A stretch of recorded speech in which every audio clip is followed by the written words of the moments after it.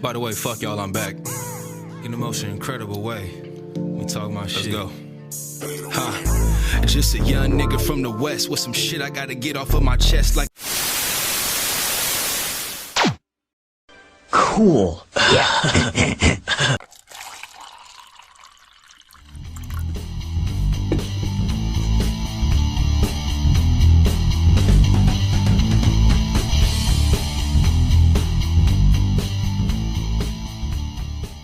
Hello, people. Welcome back to the Hippy Speedball Podcast. It is Joe, your host with the most, Joe. And today I got a really special episode. We've talked about this guy a couple times on the podcast before. You can hear him being referenced on the episode with Park and Spark. Shout out to Park and Spark for hooking up this little interview and basically kind of getting us connected subconsciously. Please welcome back to the studio. Please welcome to the studio, back in the studio, whatever. Scooter Rogers. It's all the same. Thank you. Thanks Glad to be here. Dude, thanks for coming through, Thanks man. for I having me out appreciate here. it. Hell Absolutely. yeah.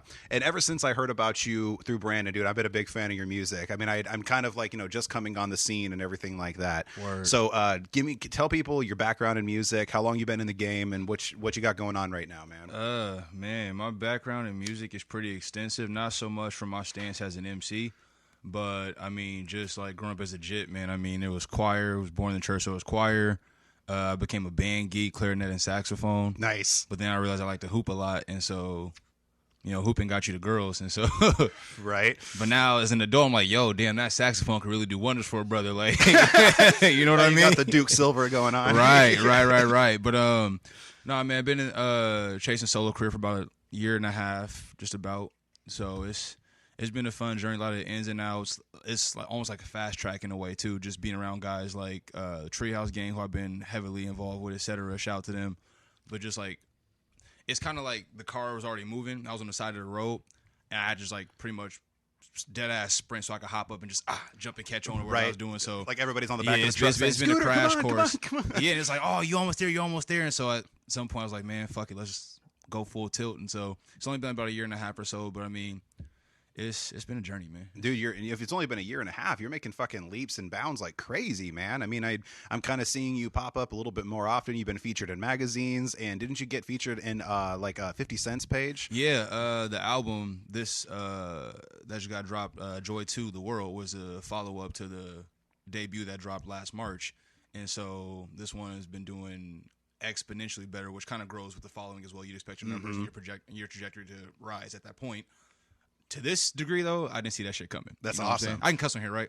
Yeah, of course. Okay, fuck yeah, yes. Yeah. All right, cool. Say whatever the fuck you want. I love this shit. But yeah, man, I woke up that morning, and my manager was behind me here, Bill, had shot me the link, and I was like, what the fuck is this going on? So I tapped the link, and it was a whole Scooter Rogers review on this. And so you gotta understand, like, as a kid, too, like, long before I even, like, thought about rapping, back in, like, 2003 when Get Rich Die Trying came out, like, 50 Cent was in everybody's playlist. So a dude that was been on my playlist since, for the last like 17, 18 years to be featured on that website at that point is like, I might not be where I want to be, but this is definitely confirmation I'm on the right track. You know exactly. what I'm saying? So for a year and a half, it's like, I don't take anything as a slight. Everything for me is just like, how can I take this and then tweak it, make it better going forward, and then springboard yourself. Yeah. So that alone had me like, I'm charged to fuck. I'm still in the bag off of that. Like I could imagine. I'm still in the mood off of that. So yeah. Yeah, most definitely, bro. I mean, that would be a crazy thing to fucking be featured. I mean, especially like 50 Cent, like you said. I mean, how many times have we been, fucking kids and heard that?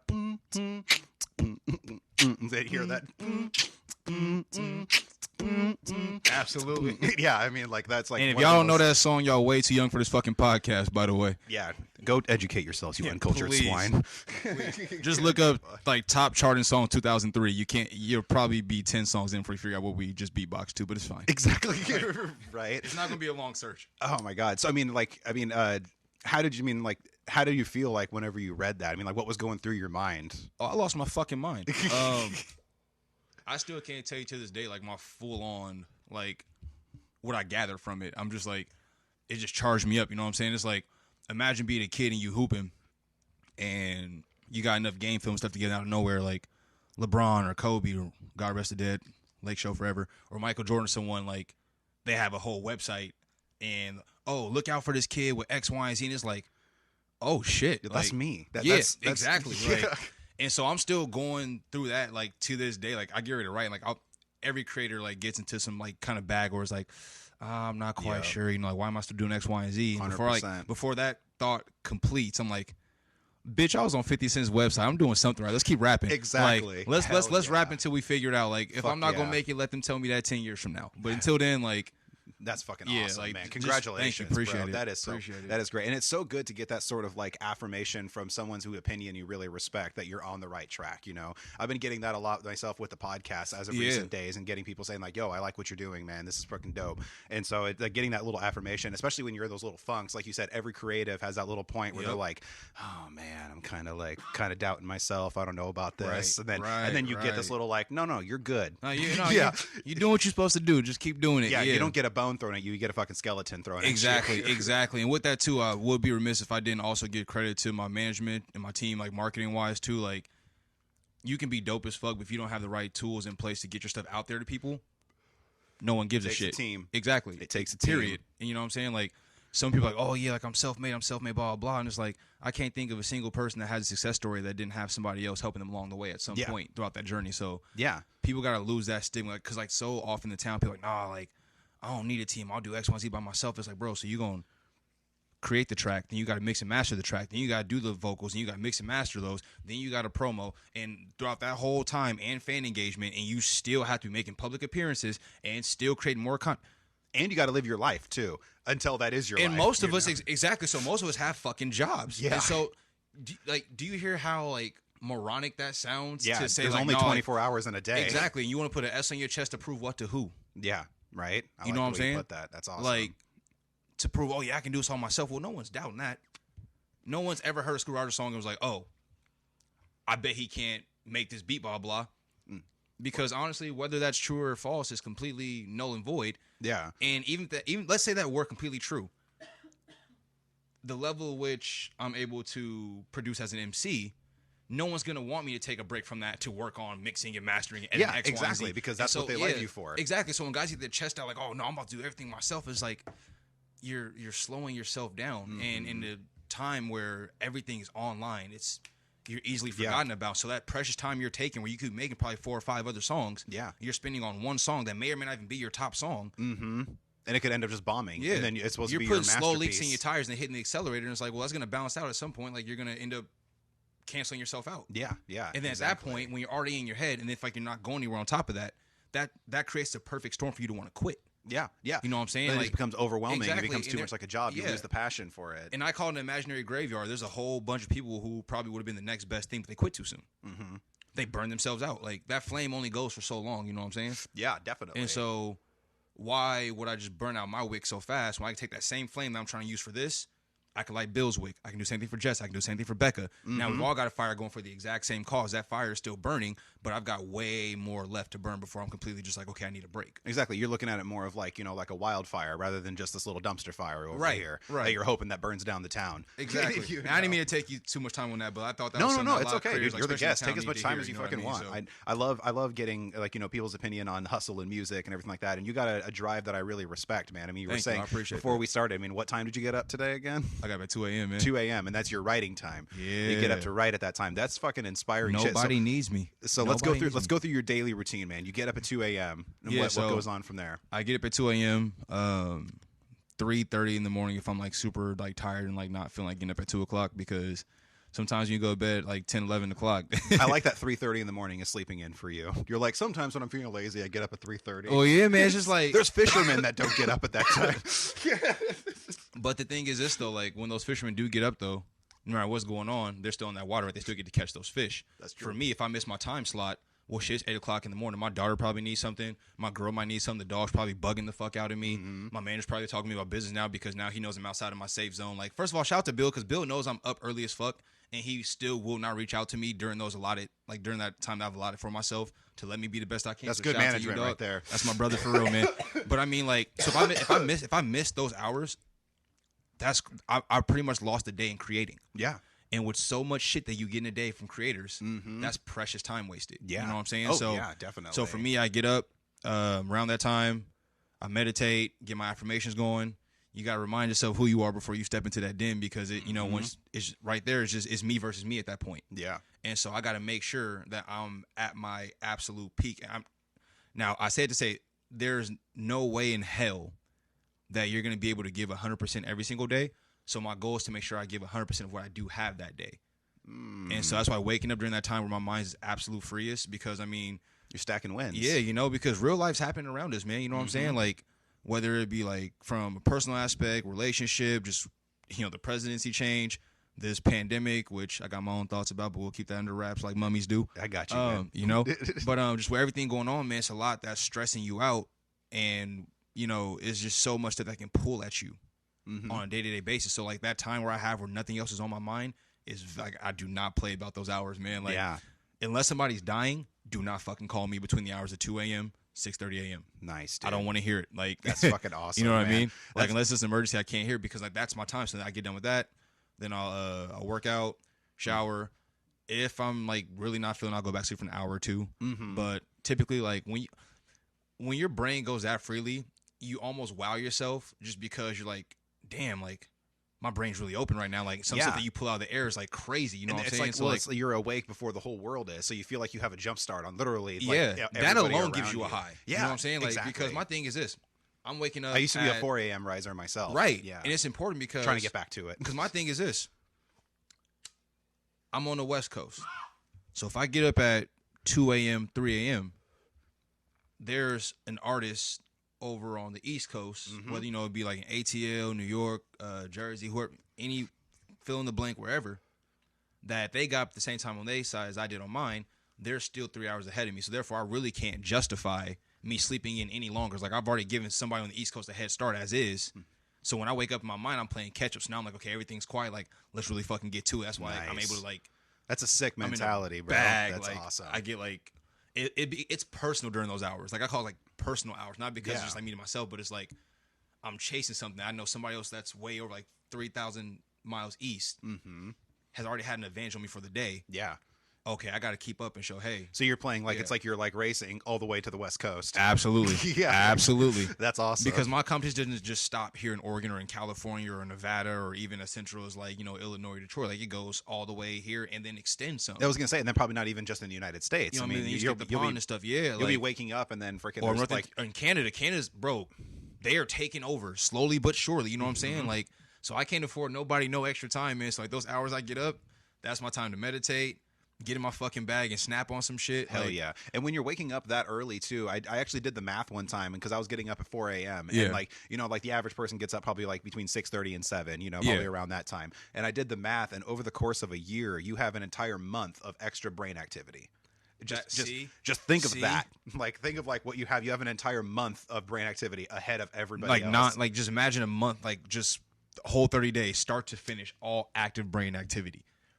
Think about how much shit you could get done as a creator with that. Like, exactly. Usually, like, because when I was getting up at that time, like my girl would wake up at like 6:30, and so by the time she wakes up, I had already worked out. I already done some writing. I had already done so much different shit. Come on, man. I'm trying to get back to that myself, like, because I really fucking love anybody that does that, you know. And also, like you were saying earlier, you're kind of like not getting 100%, but you're getting 100% of what you're doing that day. Exactly. And I call it like stacking wins. You know, it's and it's like you think of little things that you did, and you're like, oh shit, boom. How did I progress myself today? You know, every single day. Whether it's so mental, bro. It's so like, you'll be surprised what you're capable of doing when you just allow yourself to do it. Like, exactly. People like, oh, you don't ever get tired? Motherfucking right, I get tired. Of course, you're a fucking human. I'm tired as shit. Yeah. But my thing is this: I'm already up. So at this point, if I'm gonna be tired, I might as well be tired and be productive. Yeah. Than be tired and be in the same fucking spot. Yeah, exactly. Because only one of those keeps you going. The other one will leave you stagnant as fuck. You know what I'm saying? Like, if you woke up every single day, imagine you woke up at those same hours and you were just up, you know, just Al Bundy style, hand in your pants, not really doing shit, probably just scrolling on the gram and shit like that. And then everybody else is awake. You're still got that same level of fatigue because you've still been working your fucking brain out. Yeah. And you've got nothing to show for it. Yeah. Well, and if anything, you would like stress your brain out more, because you're like, you know, you're going through all this different anxiety first thing right in the fucking morning. Right. You know, and then by the time everybody wakes up, you're like, oh my God, the world's on fire. Yeah, like, I do not fuck with my social media between hours either. Like, yeah, I usually have like, I usually turn off. I usually take about between a half hour to an hour right after I wake up before I even check my phone.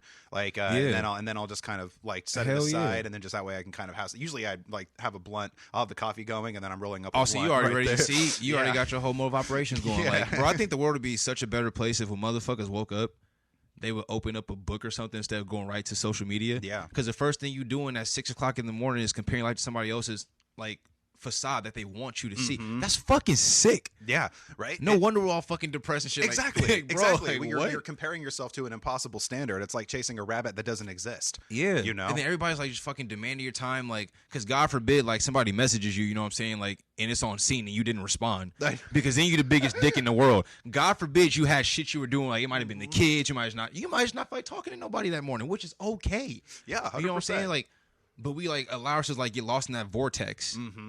Or like, well, it's because it's stimulating. There's literally exactly. adrenaline that comes with it. Or someone like hop on YouTube, and then before you know, you go down a YouTube vortex, and then before you know, it's been 3 fucking hours. You're like, oh shit, I haven't gotten anything done. Like, I had to put timers on YouTube for myself. Like, so why not wake up? You know what I'm saying? And like do something that's going like get you a step forward in the direction in which you want to travel as far as your life's concerned. You know what I'm saying? So like, or also using those devices for the educational tools that they can be, rather than just scrolling through bullshit. You know, so if anybody's wondering, like, no, I don't like getting up at those fucking hours. I fucking hate it. I would much rather be asleep. I'm a fucking human being, right? But in order for me to do what I want to do and get to where I want to go, it's a sacrifice I got to make. But you also see you see exhaustion as not an excuse for inactivity, which is something I really, really respect, because I hate it when someone's like, "I'm tired," and I'm like, "We're all tired, man. That's my we're thing, millennials. Like, that is our state of being, man." How you doing, man? What do I say all the time, bro? I'm fucking exhausted. Today's morning, how you doing? It's like I'm fucking exhausted. Like, I don't know why, but I can tell you I'm fucking tired. But my thing is this: let's say, Shelby, let's say you gotta get to your job in the morning, right? Yup. And your car's on E. You gonna put some gas in that motherfucker to keep it going, aren't you? Yeah. Because you got shit you gotta do, right? Yeah, you got shit you gotta get to, right? Yeah. Simple. Yeah. That. So it's not like you gonna walk out and be like, "Hey, boss, I got money in my account, but my car's on E right now, so I'm not gonna make it in today." You better put some gas in that motherfucker and get going, or you won't have a job to come back to. You know what I'm saying? Like. And so, like, we do things subconsciously, like, we get in our own way so much. I'm so sorry I didn't give you your intro in the beginning. You got Shelby over here and Betsy kicking it. We got the team over here. Squad. I am so sorry. We just jumped right in. Squad. Thanks, brother. The squadron is here. The team is in the house. Per usual. But but no, man, it's just like so many times, like, we put ourselves in situations where we're our own worst enemy.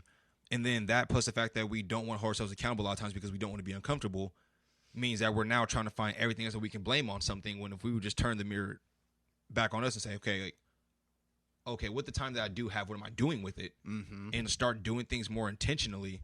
Yeah. We would get so much more shit done. I think it honestly make the world a better fucking place. Like, that sounds crazy, but imagine how confident everybody would feel. Yeah. Knowing they're getting their own shit done, they got to worry about the fucking next man, which takes away a lot of the fucking and they're jealousy worrying about essential things. Yes, you know, bro. They're shit that actually fucking matters. Exactly, man. Like, not who's in Vegas this weekend. Like, I saw a meme, it was like, bitches be like, excuse me, women, this is verbatim, this is not me, but respectively. But no, it was said, bitches be like, Vegas ain't ready for us. Like, Vegas never had 5 hoes before. But like, but the whole basis behind it was like, people act like they're doing something that people haven't done 1,000 times over. Yeah. And no one wants to make the sacrifice. Like, bro, Vegas is going to always be there. I'm going to Yo, club night's going to always be. You know what I'm saying? Like, it's going to always be there. Yeah. Don't live for that. Do what the fuck you need to do so you can go there whenever you feel like it. Like, don't make your life goal about traveling to these places. Fulfill so your you life's can fill goals your so Instagram reel. Exactly. Just so you can fill your Instagram reel. So someone can scroll and see your location change. Oh, so-and-so's in Miami. Like, they have such an they must be interesting doing life. Great. And you come back home like next to no furniture and your bills barely paid, barely got food in your fridge. But hey, you went to Miami though, right? Yeah, exactly. But what a fun trip. Yeah. Right. There's no intention. So like, that's my whole point of getting up at those hours. Like, I got to be intentional. And it's good to take trips and go on vacations, but don't make it about your fucking Instagram reel. You know, make it about the experience. Just enjoy it. Like, about getting away. I got so many pictures from Tampa that are never going to see the internet because it was just for me, memories like I had with the bros. Like, that was I have a couple trips to Vegas where I took no pictures. Like, I mean, if I'm in the moment, I'm usually forgetting my phone even exists. You know, that's like whenever I have like an event going, I'll have a family member saying, "Hey, make sure you take lots of pictures and send them to it." I'm like, I'm probably not going to because I'm in the moment. And my phone's in my pocket. And me on vacation means I am absolutely minding my fucking business. And the key component to me minding my business is making sure you're not in my business. So I'm probably not posting too much. Exactly. We can talk about it when I get back. Then I have stories to tell. Now, when I get drunk, I'll probably post 1 or 2 and like, fulfill the stories later and like give you the whole rundown. But like, as far as like every 2 seconds, like that's like when people go to concerts, like First of all, y'all, like, I love when y'all, like, put me on stories and shit, but please just, like, take one story and, like, get back to enjoying the fucking show. Like, yeah, put your phone down. I hate when I see somebody's whole fucking thread and it's just like, doom, doom, doom. Because, you know, they're, like, 10, 15 seconds each, and you got 20 fucking clips. Like, you didn't even actually get to, like, get from, you know, behind your fucking phone and enjoy the show. Mm-hmm. Yeah, you're watching the whole show through your phone. Yeah, and that's, like I have to... People don't want to experience anymore. It's all about, like, just showing...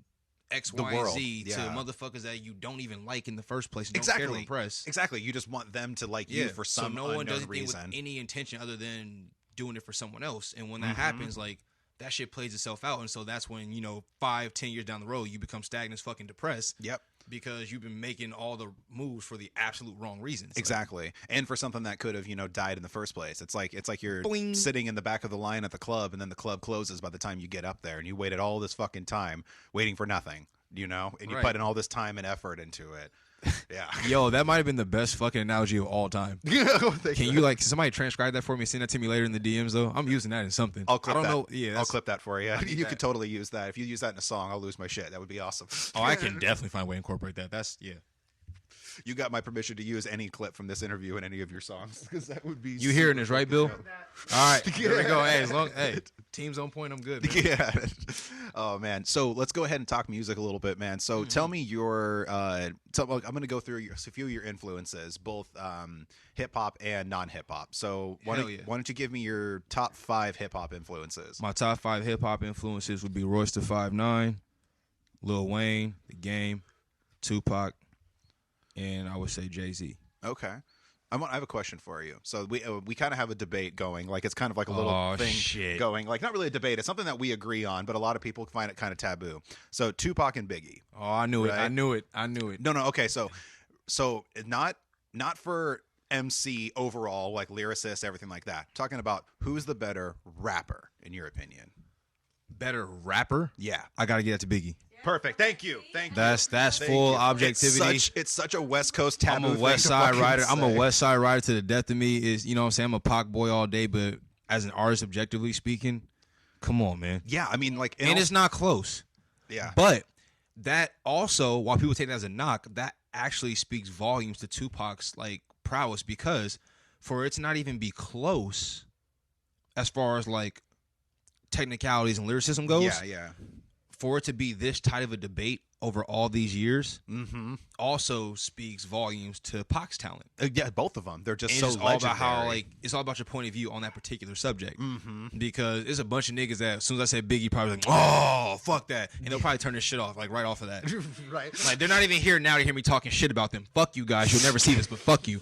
You know what I'm saying? But nah, bro, come on, it's not even close. That's awesome. Yeah, because I'm actually full agreements with that. Because also, a lot of people don't realize that a lot of what Biggie did was a lot of freestyling too. Yes. Like, I mean, he would just listen to the beat over and over and over again, and go just in there, go and in. boom. What did he say? He said, I got 7 Mac 11s, about 8 38s, 9 9s, 10 Max 10s. The shit's never in. You couldn't touch my riches, even if you had MC Hammer in the 357. Bitch, like, bro, what? Yeah. Come on, Yeah. come on. Just fucking. That's off the dome, bro. Come on, And stop. he had like that, like That's that, not regular. that smooth Big Daddy Kane kind of feel, you know? where Like, it was he made it cool for niggas to be fat. Like, I'm gonna call it what it was. Like, yeah, black and ugly as ever. However, him I stay and Big Coochie Pun down to and- yes, bro. Fat and Joe, Marley bro. Marl, Like, yeah. Fat Joe's now average Joe. Now I don't look at him the same no more because his head's still the same fucking size. I know. So now it's like you stuck a goddamn potato on a toothpick, and I don't.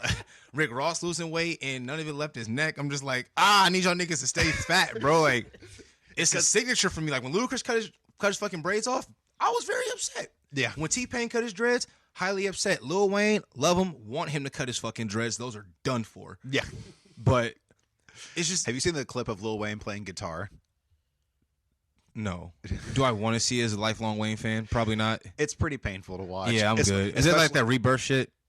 I don't know what Rebirth shit. That rock album shit that he did that completely flopped. I didn't even hear Prom about Queen. that. You didn't hear. Do yourself a favor and never do. Okay. And then Thanks for that's coming from a diehard Wayne fan. Do Thanks yourself for a the heads favor up. and never, like, when they say your favorite artists all have a bad album. Yeah. And I'm accepting the fact that one day I'm gonna be that dude. that's gonna have that bad album. I just hope that I'm like multi platinum by the time that happens. Yeah, you need like 3 or 4 really great albums. Yeah, to where I can say, kiss my fucking ass. I tried something here. But then in the future, you can be like, dude, that was when I was going through this phase in my life. We all go through that when we're famous. You like know? the Eminem Relapse album. Yeah, right. Or you go through like you drop like your Theater of Pain like Motley Crue. Oh God. Yeah. Yo.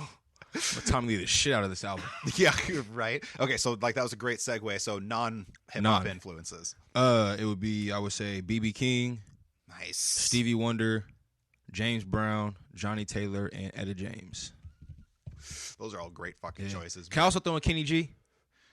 Sure, you can throw that in there. You're a saxophone player. I got You're traditionally a saxophone player. Naturally I had to. Yeah, I couldn't that's leave awesome. Him off the list. I like that you chose kind of like the all those soul options, man. Because I'm all about that old school Motown sound, dude. I love that shit. Like, and that and Al that's one Green, reason. Marvin Gaye. Oh. That's one reason I love all the old school '90s hip hop too, is because they were sampling all those old funk and soul records and stuff like that. And you hear like this little sample, you're like, wait, if that's from a Marvin Gaye song, yeah, like or that's Aretha. Like you know when you hear like, exactly. And that's why like when Kanye first came out.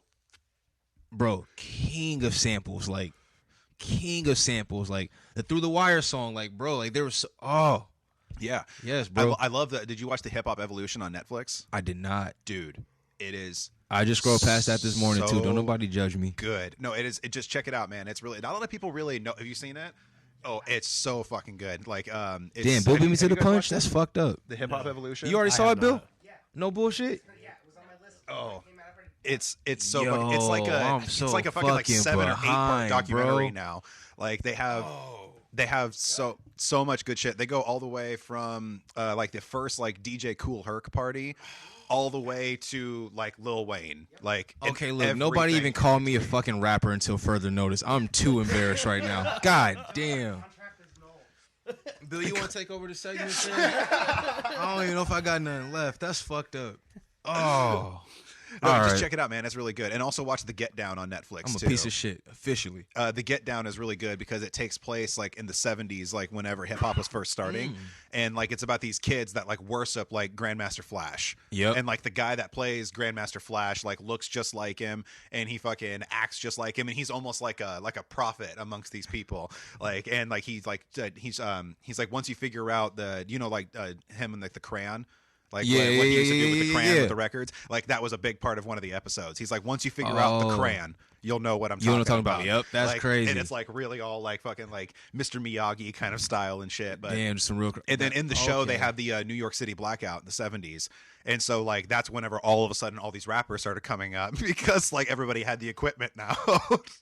And it was a really, really sweet little cut. And, I realized all these little things. I'm so mad I haven't seen this shit. Check it out, man. It's really good. And it's got... I want to punch my own face off. Have you seen the movie Dope?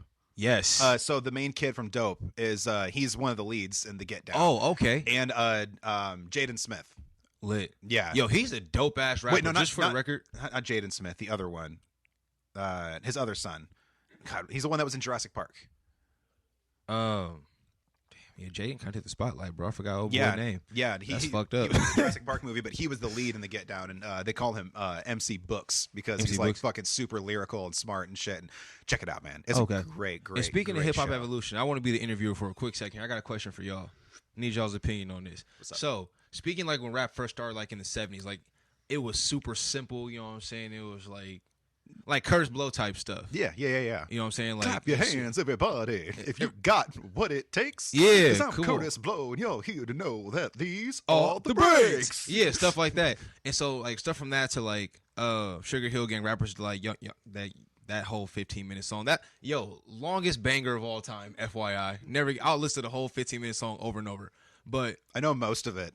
Yeah, fam. Me and my daughter I got a color TV so I can see the Knicks play basketball. I said, everybody talking checkbook, credit card, more money. Right.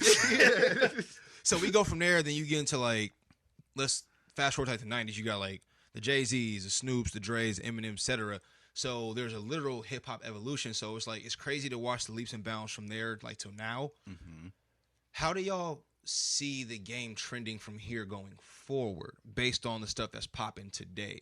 A lot of the like super sad, like fuck that bitch, I want her dead. She saw my text, left me on red, like shit like that. Yeah. I personally can start seeing a lot more transition with honestly, I can really see rock and hip hop starting to meld together. Oh, I can't even deny that I did that on my last album. What's that? I said I can't even deny that I did that on my last album. Yeah, and I really see that starting because I don't know, like that's kind of hard to say because I can see it going both ways because I also think that history tends to repeat itself, so it could go back full circle to like people just using samples and shit again, especially with more strict copyright laws and more people are going to need more unique beats because everyone's using Fruity Loops and everyone's using these other softwares, and so eventually it all kind of melds together. It's gonna become all how many fucking beats? I was actually looking for a beat for this episode, and I was just like I can't find, like it was just there's so many to pick from, and everybody wants a ridiculous fucking license for some asshole that's just making this beat. Dead ass, like bro, the licensing shit is fucking crazy. I'm so glad. Shout out Purple Matter and G Cozy. I have like 2 dope ass like team producers basically. That's awesome. That's awesome. Because like you try to buy those beats, bro. Fuck that shit. Oh my god. Yeah, especially for if you're like trying to if you're at the point where you're buying beats, you're obviously at a point where you can't afford these licenses. So why the fuck are they so goddamn expensive? They tax you, and it's like, damn, bro. Like, imagine you dropping your first project and you need beats, and like you gotta fucking pay motherfucker $300. It's like, damn, bro. I don't know if this fucking song is gonna. And that's only for X amount of copies too. Yeah, it's like I don't know if this song is gonna be on that level to where it's gonna be beneficial for me to fucking pay $300 for this. Like, bro, what? Yeah, and also usually in those licensing contracts, I can lease 10 more beats and lease for an entire project. Yeah. And in those licensing contracts, there's usually an option that they can, when you want to renew it, they can change the price. Yeah. So, like, let's say you do drop a song with this beat and it does really fucking well. And then they were like, oh, shit, I exceeded amount of copies for this beat. And they're like, oh, well, if you want to buy it, I'm going to charge you like $50,000. Yeah. And then even for that to be advantageous, you still have to hope that you get enough streams, which are like less than half a penny like per stream. You have to pray to God that you get enough streams like in a surplus to still not only have to break even with that producer's probably going to fucking tax you out the ass for that, but to also make sure you're still getting enough revenue and to keep supporting yourself and your business, like, and that's damn near fucking impossible. So, more of the story, if you're like charging $300 on your leases on BeatStars, like, go fuck yourself. Yeah, for real. Respectfully. Yeah, exactly. Go fuck yourself. like, who do you fucking think you are? Right. Like, what do you guys think about that question? I was gonna say pretty similar to what you were gonna say. I feel like there's a lot of like blending with genres going on. I'm not a huge fan of the new age rap music. Really, there's some stuff out there that's pretty good, but those like I like your shit. real top stars, like the song you're saying and everything. Yeah, not about that. And then to interject, the actor that you were talking about is Trey Smith. Oh, Trey Smith. Thank you. I appreciate that, man. Yeah, and man, speaking of blends too, like, I gotta say, I was bumping a Black album by Jay-Z on my way over here. I'm actually very, as a rap artist, very disappointed at the slow progression that is taken for a hip-hop rock merger, first of all. Because, bro, like, there's not a single rap show that you're gonna see that wouldn't be better performed live with the drummer. Right? Guitars, if you can fit it in. Yeah. Because rock and hip-hop, that's all... It's all fam. It's you know that what I'm live saying? vibe. Yeah, and so for like Jay-Z to kick this off in like 2005... and we're in 2021 now, and you're still barely hearing it. Like, I don't understand, like, if people don't want to get out of their shells, or if, like, rappers are, like, too intimidated by it, and, like, try, because a lot of times, like, when they try it, like Wayne, Rebirth, did way too much. Yeah. Like, he tried to go full-on rock and totally left hip-hop behind, and it's like, well, now you pretty much, like... He came off as a poser. Yeah, imagine, like, you just driving the bus, all your hip-hop fans, you just hop the fuck off, and nobody's driving the fucking bus. Now we're like, okay, well, what the fuck we gonna do now? Like... Well, and also, I think another reason why people are hesitant on it is because both rock and hip-hop both have very passionate audiences. Like, very, very passionate audiences that are very, you know, like, they can be really subjective to stuff they grew up on. They can be really subjective, you know, like, and just really like, no, I don't really want anything to do with any of that kind of stuff. And it's also really hard to change our opinions because, like you said, I'm in full agreements with you, Shelby. Like, I don't really like most of the modern hip hop that's coming out. I like the more shit. like underground stuff that's coming out. Like, I really love the Rhyme Sayers label. Like, you ever listen to anything on Rhyme Sayers, like Reeves or Chirac or like Atmosphere? Atmosphere, yes. Yeah. Atmosphere, yes. Yeah. Or like Aesop Rock is on there. Like, probably like one of the crazy lyricists like of all time. Facts. Like, and so see, I'm more Top Dog, like so like Reason, Isaiah Rashad, or even like Dreamville, like JID, like nice. That's what's Boss, Cos, those guys, yeah. Okay, I haven't heard a few of those. I'm gonna need to check them out. Oh, bro, I'll send you whatever you need, man. Hell just yeah. tap in. Yeah, for sure. dude, just send me some freaking links. I'll definitely check out. Yeah. I'm always down for new music. Yeah, I'll throw a whole playlist for you. But I think amongst not even just like rock, but like with country, with so many different genres, everybody's like crossing these different, you know, like barriers and stuff. And I think that as these younger fans are getting older, like, because, you know, we're like we listen to everything. You know, like there's not really a lot of people now that really do only listen to one genre. So as these people are becoming more and more famous and more in the limelight, they're going to start incorporating more of these elements. That's facts. You know, and also look at like, well, I know we all know that it had a lot to do with how Eminem buried him, but MGK getting into rock and stuff like that now. We all know it's because Eminem buried his ass. Kill shot, bro. Do you know how badly you have to fucking get bodied from you going as a full-time rapper to you now opening for Fall Out Boy? Yeah. Yo, because when the whole Rap Devil came out, I was like, oh fuck, no, like why? Like, please tell me this is a prank. Like this can't be serious. Like, I thought it was clickbait. Mm-hmm. And then when I heard was like fucking Beard's weird, I was like, oh shit. I was like, no, he's actually talking. I was like, oh shit. Oh okay, yep, all right, bet. As soon as I heard your fucking beard is weird, I was just like, oh god. I was like, oh shit. And then I get on Twitter, and all I see Eminem tweet is, "You should have went for the head." And I was like, oh fuck, because Eminem don't really respond too much nowadays. So like, if M decide he about to speak, like it's about to be something serious. And 2 days later, if y'all wanted to see a dead body, it was over. It was definitely, bro. Oh my god. Yeah, I was offended. Yeah, I was fucking offended, and this had nothing to do with me. Like, damn, bro. Like that shit. Yeah, it was. I mean, now MGK is like a bona fide. What are we calling this now? I don't know. It's like a rock pop. He's kind of going in the pop punk like kind of like vibe, you know. And the it's bad. Like like so the thing is with MGK, and like we were just talking about this, is I also know that he has like a rock background before he was into rap. So it's like maybe like in like so it's like I don't know. Like but Post Malone has a folk background. I don't want to hear that shit. You know what I'm saying? Post Malone like, plays everything though. Like that fool listens to everything. Right, like, but still, like you wouldn't want to go like. Would you pay? Let's keep it funky. Would you pay to go see a Post Malone folk concert? I probably wouldn't go to a Post Malone show in general, but so no, I wouldn't. so definitely not a folk concert. See, as much as I like Post, I wouldn't pay to go to a Post show either. So that's what I'm saying. Like, yeah, like just because you can do it doesn't mean like you know what I'm saying. Like it's like just because they make a shirt in your size doesn't mean it's gonna look good on you. But you if you're also a fan of that music and you want to do it, then you should be able to. Because I mean, also he has a background of saying, but he likes we know this. why this happened, and therein lies well, with the problem. MGK, yes. Yeah. Post Malone is just because he likes Posty it. is just diverse as fuck. Yeah, but but with MGK, we all know exactly why. Yeah. And one thing that I'm really like, and we were kind of talking about this when we had this conversation, is about like the punk scene is honestly like one of the most hardcore scenes. Oh like, God, to really get them to like you. To like, me, you no. know, To me, it's not one. To me, that is the top. Like, yeah, if you get punk to like you, you did some shit because them motherfuckers are deranged. You hear me? That's where I came from. Was in the punk scene. Like, yeah, so you get it. Like, and it was like, and we're very, very like, we'll call you a poser really fucking quick. And like, I remember one time I was fucking 13 years old and I dragged my friend to a punk show, like one of these like shitty little basement shows, like people doing heroin in the corner, and we're like small kids, like in 7th grade. And we went to this show, and I mean, he had never gone to any of these, and like we both, you know, grew up in Rockwood, so he was still dressed like we were in Rockwood. He had like a nice polo shirt, nice jeans, like, you know, and he had like his chain on and shit. Wait, was Rockwood nice? No, he, you know, drug dealers and stuff like okay. that. I was like, wait a minute, this must have been a really different time. Proceed. No. He dressed like he sold a lot of drugs, but and so we went there, and he fucking was like, he's like, I'm gonna wear this, and I'm like, are you sure, bro? We're going to a punk show, and I was like, yeah, you don't know these people, man. This is the fucking Lions Den. Go tear a hole in your t-shirt or some shit. Like, this is the Lions Den. And we were there at the show, and we sat at one of the couches. I just got out of the pits, and he'd like never got in the whole time. And this dude, like this big old fat guy with a giant mohawk, just sat right next to him, looked at him up and down. He's like, well, you're not fucking supposed to be here, are you?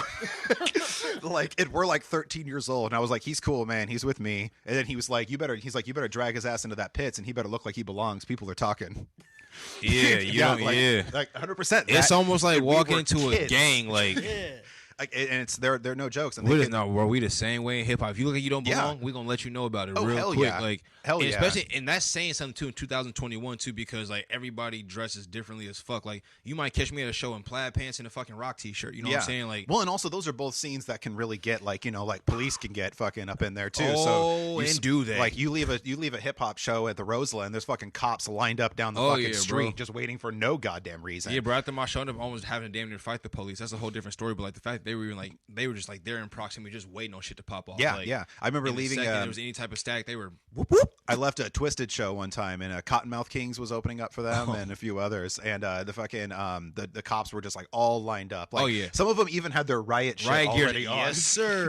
I was just like waiting on shit to pop off. We were smoking a joint in the line, and like one of the fucking security guards for the Roseland ended up busting us. And she walked over, and I had the joint in my hand. She's like, "Give me that," and I was like.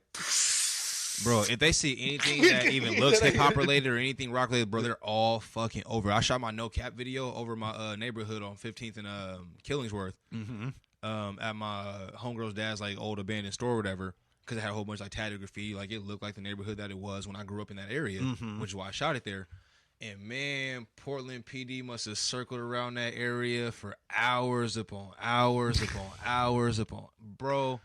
When I tell you it was constant, I was like, well, fuck. Like, I'm trying to climb on top of vehicles and shit, and the cops keep fucking circling and whatnot. So I finally said, fuck it. They looking for a problem, give them one anyway. So I got on top of this abandoned truck, and we shot the whole scene with a drone and whatnot. No license, no nothing. And they didn't even stop it. So I'm like, okay, well, why they keep circling? Like, oh, they must wait. Like, they must assume that, like, some shit's just going to pop off because it's like, because you're shooting a video. Yeah, bro. Like, so anything like rap, and like I've been like to homies like rock videos and shit, like anything of those, bro, they're everywhere. Yeah. Like you would think that we like committed the worst fucking crime. Like, well, also creatives can be kind of cutthroat though. So I can understand some like hesitancies because I mean, yeah, but like, but also like just but that circling comes from us around. also like feeling like you don't like you're not allowing us to be us too. Exactly. So it's like, yeah. It you kind of gotta balance how much you want. Like once every now and then, okay, circle, I get it, fine. You gotta do what you gotta do. But like when it becomes we excessive, prefer not, like, but yeah. but when if you feel like you have it's like, okay, to, well, what the fuck's the problem? And then we get hostile. Yeah, exactly. Because then we feel like we're being, like persecuted right. just for liking what. But then we fit that like. narrative the second we react. So it's like, oh, dude, yeah, tell me about it. It's a no-win on both sides. Walking like, around as a kid, like wearing like a fucking studded jacket. Oh fucking, yeah, like a like yeah, the whole boots jailhawk and everything like going too. No, I didn't have a mohawk. I just had long hair. I just had like super fucking long hair. Oh, so you were super punk with it. Yeah, I didn't go for the mohawk or anything. I thought about it. Like Lords of Dogstown long, like yeah. Oh fuck. Oh, dude, it was like down to the middle of my back. Oh shit. Yeah, I looked like I stepped off the set of Dazed and Confused. Like 100%. Oh, dude, where's my car head ass? Yeah, and actually, that was the first movie like I ever watched when I was stoned. Speaking of, that's a great transition. So one thing I always get from everybody on the show is I get their first time they ever got high. So tell me about your first time you ever got stoned, man.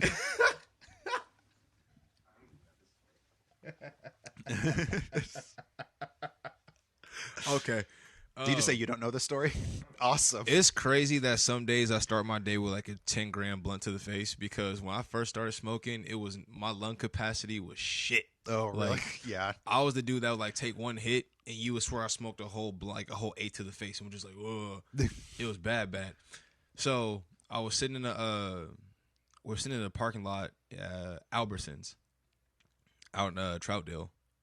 Don't ask why I was out there. No fucking idea. And how old were you again? I was 18. I just got out of high school. 18, okay. So I was like, I'm gonna get out of high school without drinking, without smoking, without having sex, and I accomplished all three. It's been wild as fuck ever since, but I did what I said I was gonna do. It's probably been a pretty wild ride. Yeah, ever since, yeah, but I did what I said I was gonna do. God damn it! And so it was like, I think a month after or so, and I was like, yeah, like I'm 18, I'm about to go to college, I'm an adult now, I'm a man, like all that dumb shit. Yeah. Anyway, so I'm sitting there. And we get ready to smoke. I'm like, hell yeah. Because I was always like, I grew up around older brothers, so I could always roll up, but I never smoked.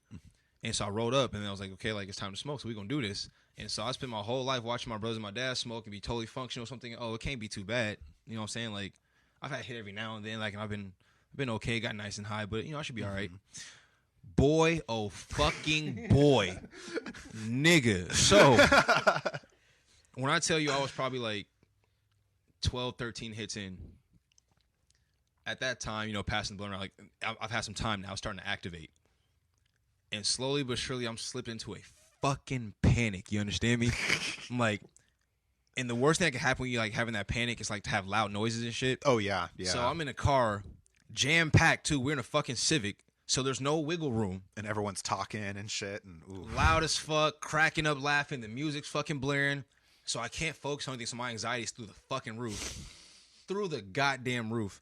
So I'm trying to like focus on the music playing through the stereo, and as I'm trying to like recite the lyrics in my head, I'm still like a half a beat behind, which is heightening my fucking anxiety.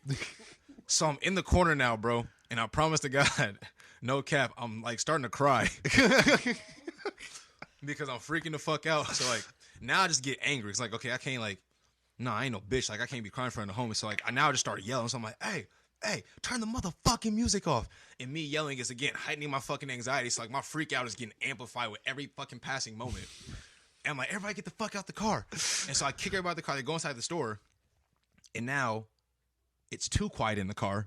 So my fucking anxiety is skyrocketing. You're like, I can't find the zone, man. So I swear to God, I must have called the homies like probably 4 or 5 times. And I get why they didn't answer.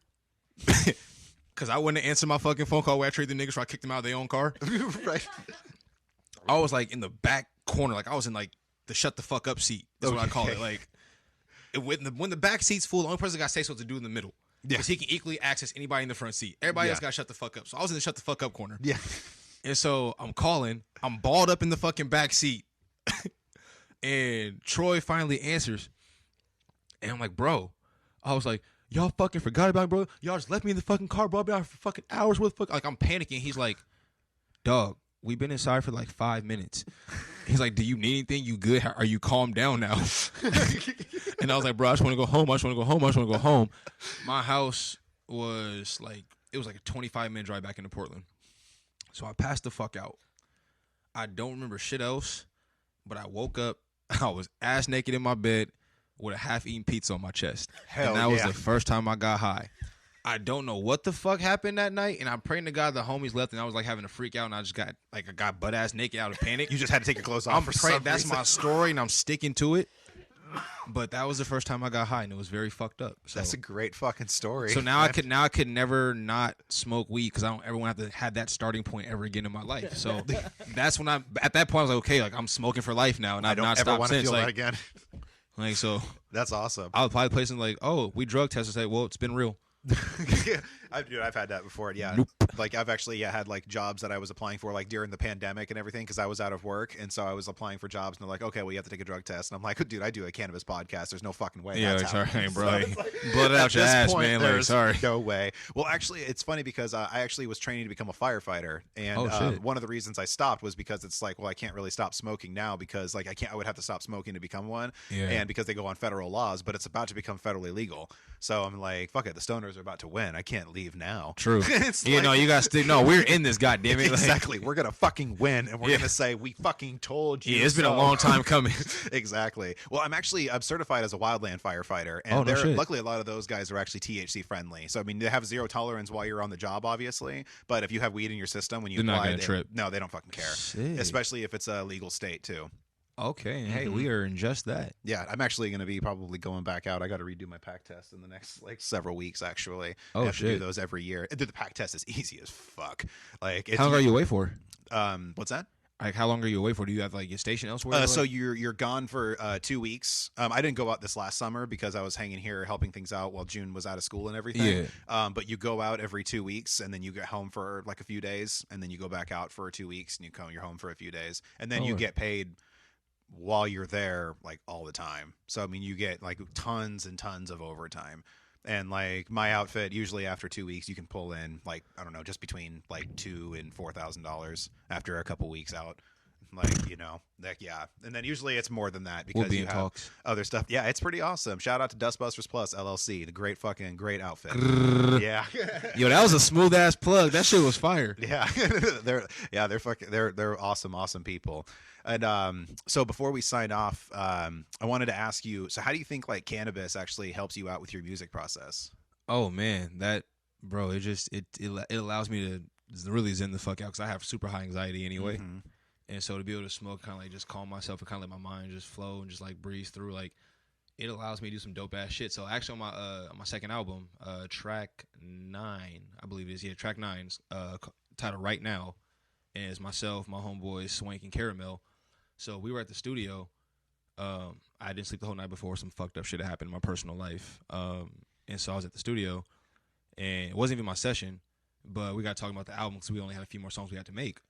And so Purple was going through beats or whatnot, and we had just smoked. And I don't know what the fuck, like I don't know how many different strains was mixed in that joint that he rolled, but it was ridiculous.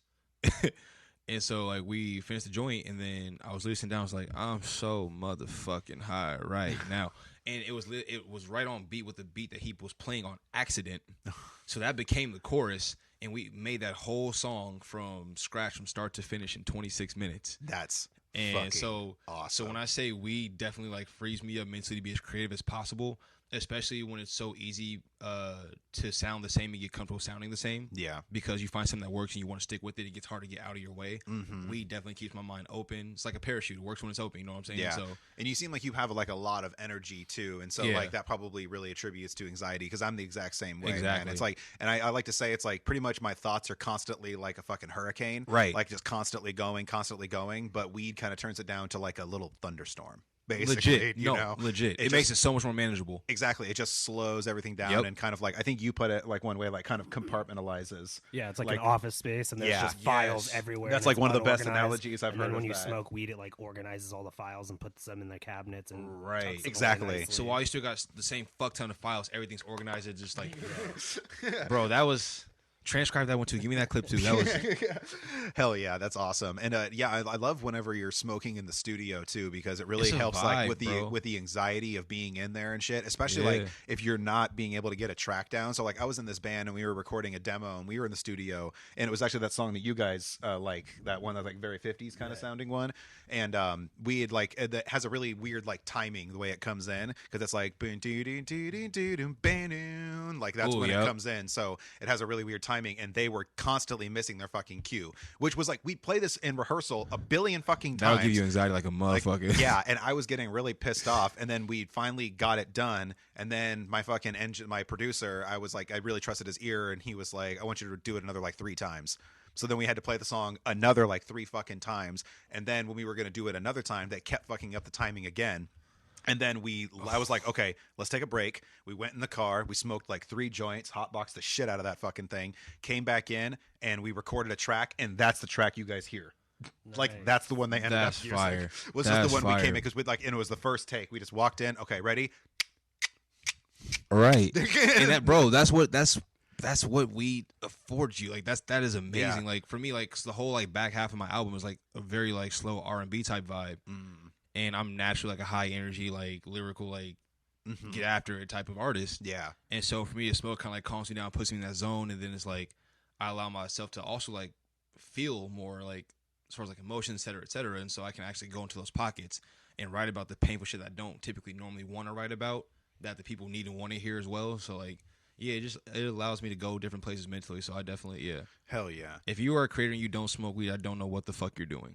Yeah, or if you didn't at least at one point in your creative career, to be able to learn how to use that point of your brain. Because it's like, I mean, if you want to, smoke and then stop, whatever, that's on you. But don't knock it. Yeah. Don't be one of those like sober musicians that just knocks everybody who does anything. It's like, come on, man. Sober musicians exist.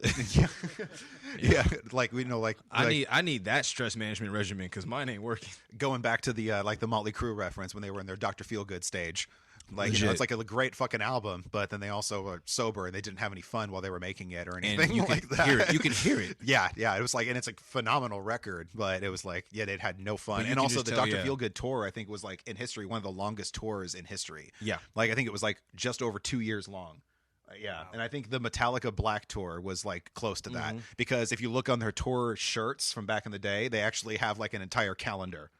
Like, and it's got like a whole year on there, and then they have the next year, which is fucking crazy. Fuck that. That is just. I would not want to tour for 2 years. No, like, fuck that. No. I've never even been on tour before, but I feel like even just like after like maybe like a month would be too long. You also say like the absolute most I would ever want to. I'm talking about like once I get to where I really want to go, like a 2-month tour, but that's got to like include like overseas travel and back. Like, yeah, exactly. It's got to be a whole like across the pond and back type of deal. Like, yeah, or Bill's probably doing some type of shit behind my back. So you know what?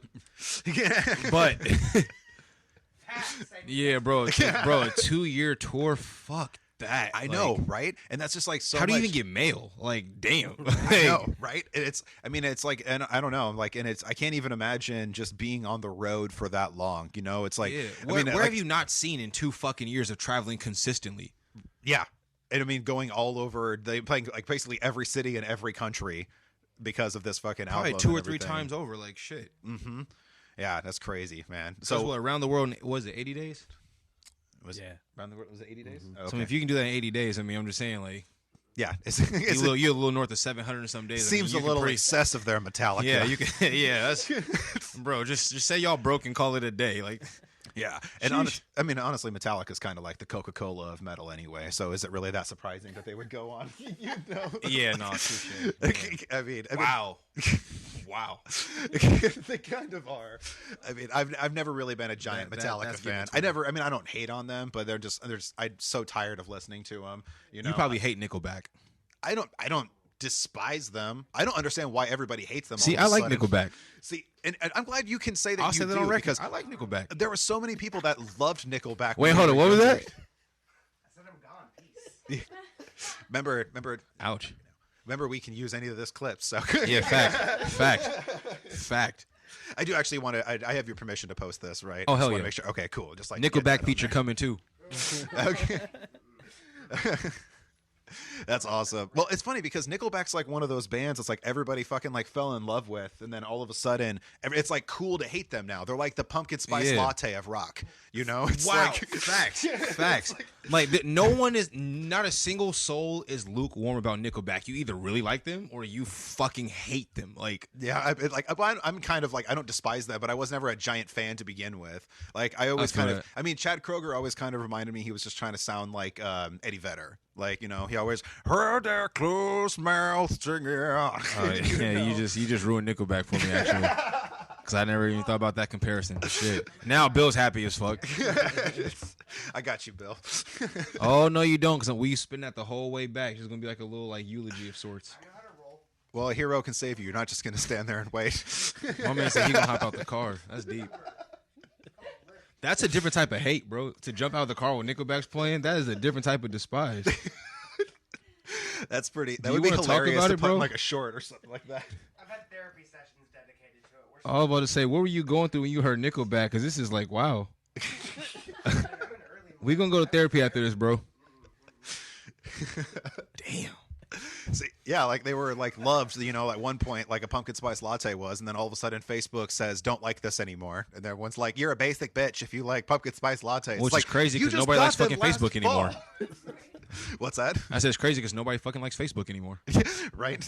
It's funny how that works. I'm noticing the different, like, because I'm just getting onto like social media right now. You know, I'm kind of just getting my legs kind of cut in with it because I was off for so long, and I'm realizing all the different audiences that are on the different platforms. Yo, it's so fucking. We were talking about like, this at one point too, and like I'm starting to notice it more and more as the following is getting bigger. There's shit I post on Twitter that I could never post on Facebook. Like, yeah.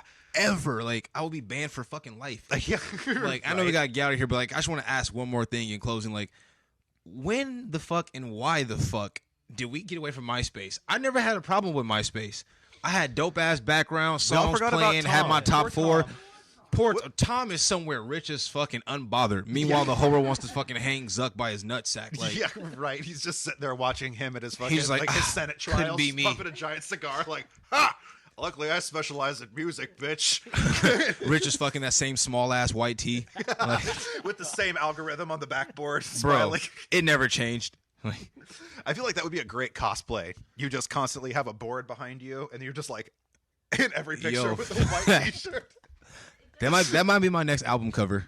Just Tom from MySpace. Yo, that would actually be tight as fuck. That would be that would be very eye-catching for sure. But that would also kind of be like a Black Tom thing. I can't do that either. So, nope, never mind. That's out. Well, if that happened. Like a what?